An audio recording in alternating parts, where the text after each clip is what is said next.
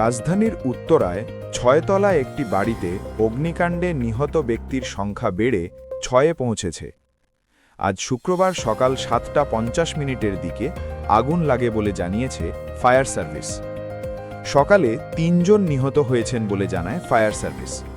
পরে হাসপাতালে চিকিৎসাধীন অবস্থায় আরও ৩ জনের মৃত্যুর খবর জানিয়েছে পুলিশের উত্তরা বিভাগের উপকমিশনার শাহরিয়ার আলী। নিহত ৬ জনের মধ্যে ২ জন নারী, ১ জন পুরুষ এবং একটি শিশু। নিহত অন্যান্যদের নাম পরিচয় এখনও জানা যায়নি। ফায়ার সার্ভিসের জনসংযোগ শাখার কর্মকর্তা তালহা বিন জসিম আজ সকালে বলেন, উত্তরার ১১ নম্বর সেক্টরের ১৮ নম্বর সড়কের বাড়িটিতে আগুন লাগার ঘটনা ঘটে। দ্বিতীয় তলায় আগুন লেগেছিল। আগুনে পুড়ে ৩ জন নিহত হয়েছেন।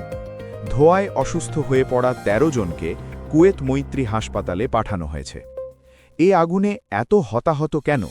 এমন প্রশ্নের জবাবে তালহা বিন জসিম বলেন, ঘরে প্রচুর আসবাব ছিল, সেগুলোয় আগুন লেগেছিল। এই ঘটনায় আহতদের কুয়েত মৈত্রী হাসপাতাল, ঢাকা মেডিকেল কলেজ সহ বিভিন্ন হাসপাতালে ভর্তি করা হয়েছে। নিয়ন্ত্রণে আসে। সকাল ১০টার দিকে পুরোপুরি নিভেছে বলে ফায়ার সার্ভিস সূত্র জানায়।